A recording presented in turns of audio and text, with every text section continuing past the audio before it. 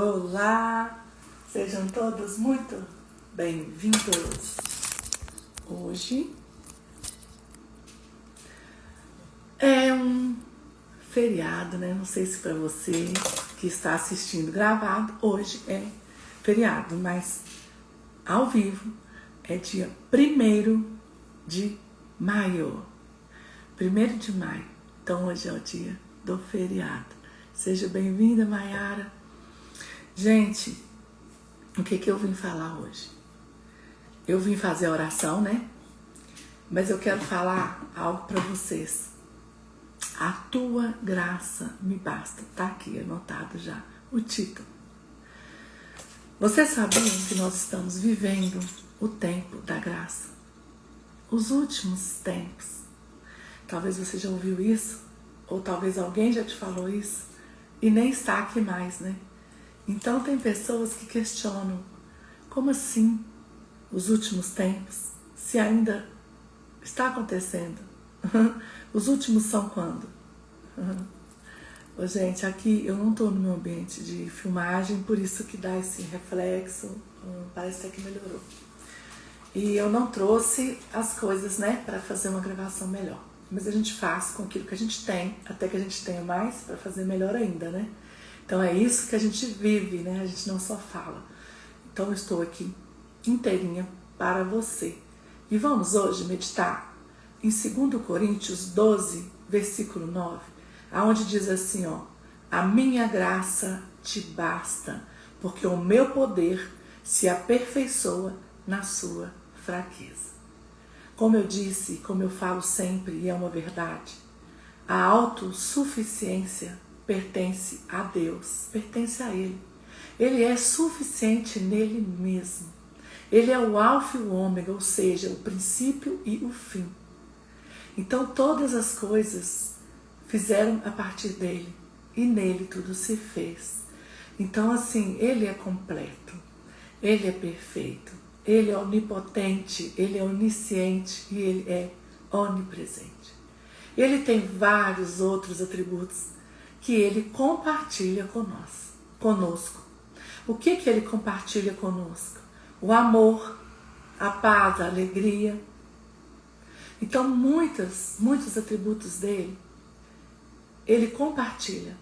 Mas esses 3 é somente dele, o Todo-Poderoso. O El Shaddai é Ele, tá bom? Então quando diz a tua graça me basta, eu me lembro também da mulher samaritana. Eu me lembro daquela mulher que, segundo a história, eu lembro dessa história. A história da mulher samaritana que estava no poço para pegar água em uma tarde, em um horário muito estratégico, aonde ninguém estava lá. Porque aquela mulher, ela se sentia, e ela era taxada pela sociedade, porque a sociedade coloca um rótulo, né? Ela era taxada como uma mulher que não podia se relacionar com as outras. E você lê a história e você entende que é porque aquela mulher, ela era uma mulher de vários maridos, e o que ela estava com ele não era seu marido. Então ali é a história da mulher samaritana no poço de Jacó. E quando ela encontrou com Jesus, por que eu lembrei dessa história, dessa passagem? Porque aqui ele diz, a minha graça te basta, porque o meu poder se aperfeiçoa na sua fraqueza. E lá, com aquela mulher samaritana, quando eles conversavam e ela questionava Jesus, porque que água que era essa que Jesus falava tanto, sendo que ele nem, que ele estava ali para beber, né, daquela água. E ele dizia, se tu conheceres o dom de Deus, tu pedirias, e eu te daria água viva, e você beberia, e nunca mais teria sede. E com essa palavra, aquela mulher transformou a sua história. Com essa palavra, aquela mulher transformou a sua história. Pela primeira vez, aquela mulher se sentiu aceita, vista, aprovada. Porque antes ela se sentia rejeitada. E tudo que a gente sente vai reverberar na nossa vida física. Vai reverberar naquilo que realmente nós vamos agir e fazer. Porque tudo começa na nossa mente. Mas quando eu penso aqui, se eu não filtrar esses pensamentos, eles vão direto para o coração. Então, quando aquela palavra iluminada, santa, verdadeira, poderosa, veio aqui na mente daquela mulher, aquilo ali caiu no seu coração. Mas aquilo que entrou no seu coração não foi mais a rejeição. Não foi mais o estado daquela mulher em resultado naquele dia. Mas foi um amor. Foi um amor incondicional. Naquela hora aquela mulher foi vista. Ele não escondeu aquilo que de fato era sua dor, era o seu resultado daquele dia. Mas ele não definiu aquela mulher pelo resultado dela. Ele ofereceu para ela, de graça, a água da vida. Você entende? A sua graça me basta. A sua graça me basta. E muitas pessoas, nos dias de hoje, querem fazer por merecer. E tá tudo bem a gente fazer o melhor, e a gente deve, inclusive, fazer o melhor. O melhor com o que a gente sabe. Com temor e amor. Mas não é medo, é respeito, é amor. Mas entenda que se você ficar olhando para as suas limitações, se eu ficar olhando para as minhas limitações, a gente nunca vai chegar a fazer nada. A gente sempre vai achar que não está pronto, que não é bom o suficiente, que tem que melhorar e que tem que fazer. E é muito triste uma pessoa passar a maior parte da vida dela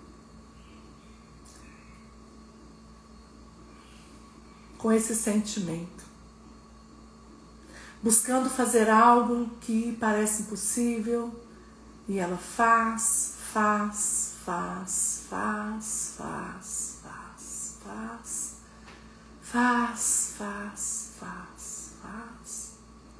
Tá cansando aí?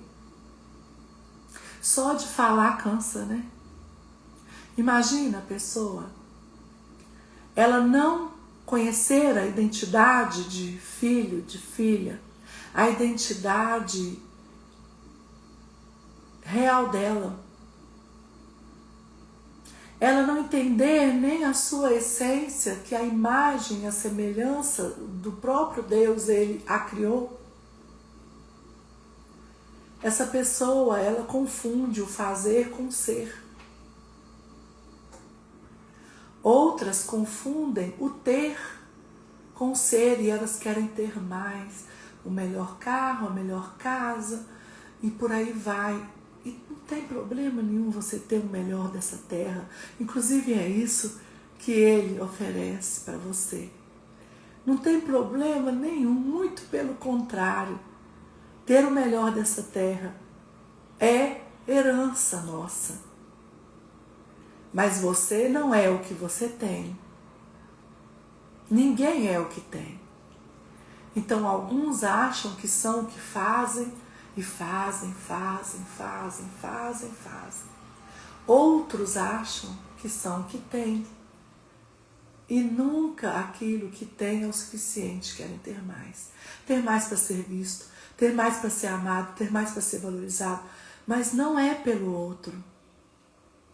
É começando por ele. Ontem eu encontrei com uma moça tão bonita, uma morena tão linda, eu não sei o nome dela. Não me lembro agora. Talvez ela esteja até me ouvindo aqui. Que ela começou a me seguir, eu acho. Mas enfim. E ela não estava enxergando a beleza dela. E quando eu a elogiava, a minha mãe estava junto e elogiava ela também, ela procurava e ela falava daquilo que o coração estava cheio. Ela falava dos pequenos defeitos que ela encontra nela, que eu nem sei o que ela falou direito. Ou seja, eu fui essa pessoa também. E eu posso falar com propriedade disso. Assim como você vê em sua alma, você é. Em Provérbios fala isso. Então não é sobre você ter olhos azuis, ou se você acha mais bonito verdes, ou até mesmo negros. Não é sobre alguns detalhes físicos, muito menos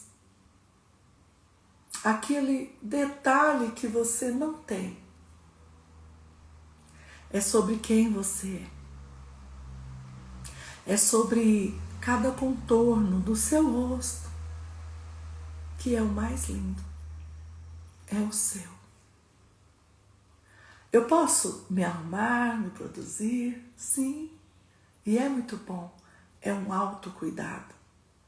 Mas não é isso que é a minha identidade. Agora, se eu sei qual é, se eu sei quem eu sou, se a luz do Espírito Santo eu permito que brilhe aqui, e ó, ele está à porta e bate, né? Ele está à porta e bate porque ele é cavalheiro. Mas se você abrir a porta e deixar que ele entre, aí sim, ele vai organizar toda a sua casa. Ele vai, inclusive, te instruir e te ajudar naquilo que você não consegue fazer. Porque você que está aqui me ouvindo, você já faz tudo que você sabe, não é? Ou pelo menos você tem consciência e tenta fazer.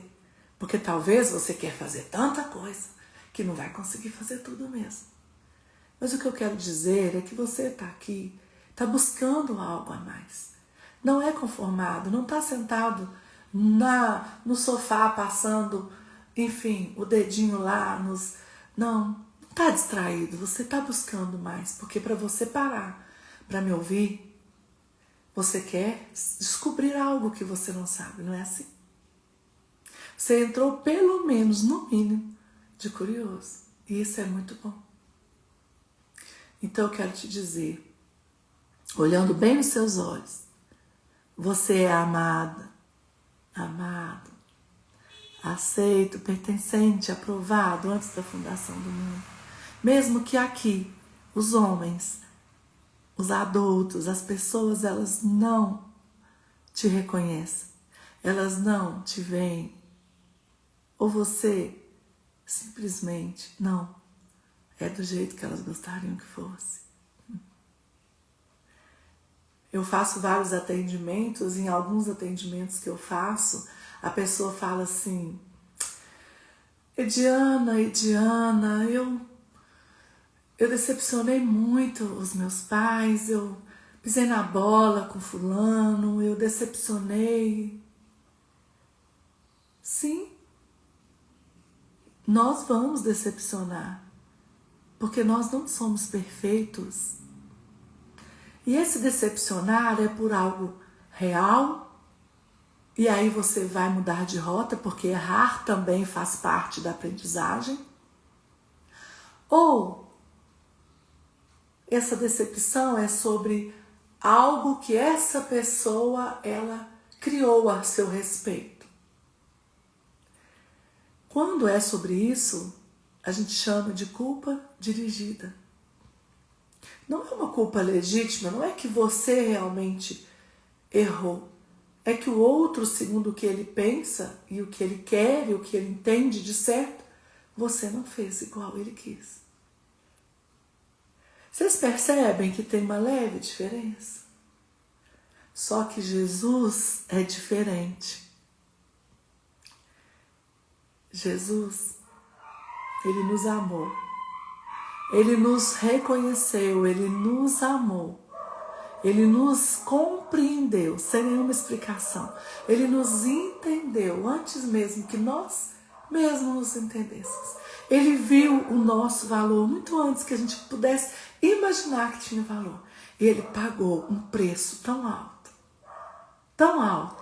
que ninguém pagaria. Ou seja, ninguém te vê e sabe o seu valor mais do que ele. Então, se você, essa pessoa, que, como eu um dia, não me enxergava, não me via, faça essa oração que eu fiz. Essa oração que eu fiz há alguns anos atrás. Eu acredito, para ser mais 2006, 2016, 20 anos atrás, eu fiz essa oração e eu vou te ensinar hoje. Eu tinha o quê? 33 anos. Senhor, abre os meus olhos. Tira as escamas dos meus olhos para que eu me veja como o Senhor me enxerga. Que eu me veja em seus olhos. Essa foi a oração que eu fiz. Há 20 anos atrás, eu tinha 33 anos. E eu não me via. Não era o outro que não me via, era eu mesmo que não me via. E por eu não me ver, talvez muitos outros também nem sabiam quem eu era. Eu não sabia. Como é que os outros iam saber? E não é sobre os outros, é sempre sobre nós. Entende?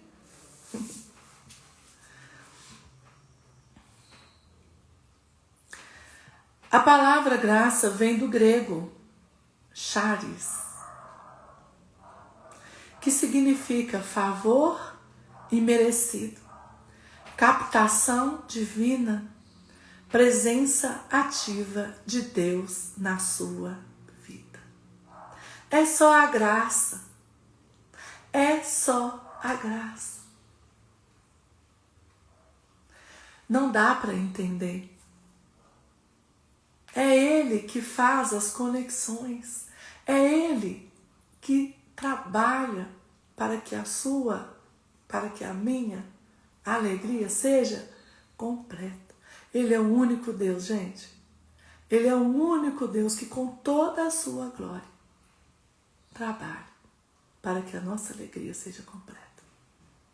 Ele fez tudo que existe nesse universo pensando em nós.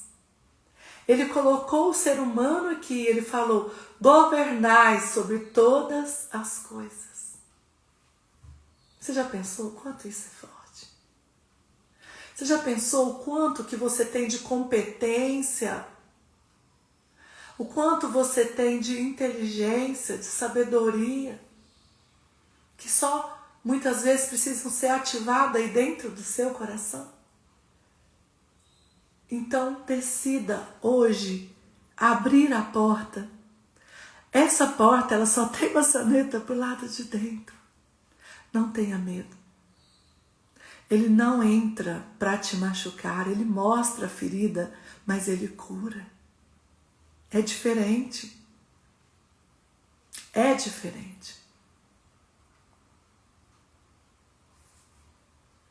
Ou seja, a graça não é desculpa para não agir. Presta atenção nisso.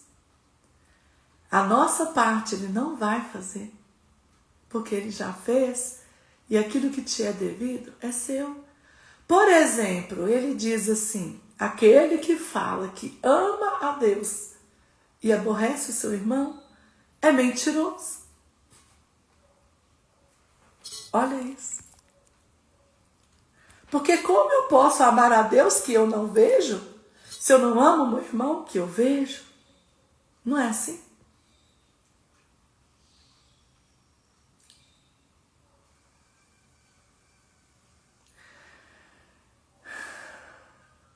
A graça é a força para agir. Ele te dá, Ele já te deu, está em você.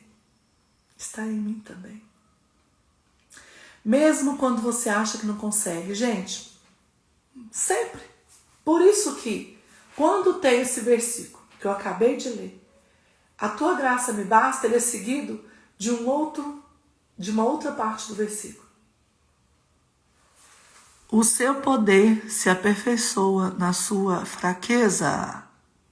O seu poder se aperfeiçoa na sua fraqueza. Ah, não é na minha força, não? Não. Porque se você já sabe, é o suficiente, para que é que ele vai fazer alguma coisa? O seu poder se aperfeiçoa na sua fraqueza. Pronto. Entendeu? Se você não entendeu, assista a live desde o início, que você vai entender. É lindo o que Deus faz. É lindo quando o homem permite, quando o ser humano permite. Quando você acha que não consegue, aí sim, ele te fortalece, ele te ajuda, ele te mostra. Não é Deus faz tudo por mim, é Deus me capacita e eu me posiciono. Essa é uma maturidade espiritual. E agora eu vou te convidar a fechar os seus olhos, se for possível. Se não for, você continua de olhos abertos, mas presta atenção ao som da minha voz. Pai, hoje eu me coloco diante de Ti com entendimento. Eu reconheço que a Tua graça me basta, mas não como um lugar de acomodação, e sim como um lugar de força. A Tua graça me levanta, a Tua graça me sustenta, a Tua graça me capacita. Eu rejeito hoje toda mentalidade de passividade, toda ideia de que eu preciso esperar sem me mover. Eu entendo que o Senhor já libertou, que o Senhor já foi à minha frente, que o Senhor está sobre mim, o Teu reino, a Tua graça, o Teu poder, tudo o que eu preciso para viver o que me foi prometido já é. Então hoje eu me posiciono, mesmo às vezes com medo, mesmo às vezes sem entender muito bem, eu ajo, eu caminho, mesmo me sentindo fraco, eu avanço, porque a Tua graça me basta, porque é aí que o Teu poder se manifesta, Pai querido. Pai querido, eis-me aqui. Me ensina a viver debaixo da Tua graça com responsabilidade, com consciência e com fé ativa. Que eu não use a graça como uma desculpa, mas que eu use como um combustível. Hoje eu escolho viver na Tua graça em movimento todos os dias, em nome de Jesus. Amém. E aí? Vamos declarar agora? Eu falo e você repete. Seja bem-vinda. Todos vocês, tá? Mátia, Birlane, Matias, Humberto, Almeida, todos vocês. Vamos lá. Agora é a hora da declaração. Eu vou falar e você vai repetir.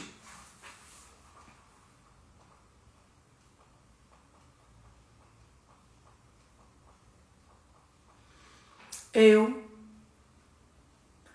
escolho acreditar. Eu abro mão das desculpas. Eu abro mão das justificativas. Eu abro mão da dúvida. Eu abro mão do controle. Eu vivo na graça. Eu decido e escolho viver na graça, na fé. Eu escolho acreditar, mesmo não vendo ainda. Eu escolho amar. Eu escolho perdoar. Eu escolho viver. Eu deixo todo o peso para trás. Eu escolho viver hoje, agora, um dia de cada vez. Na tua graça.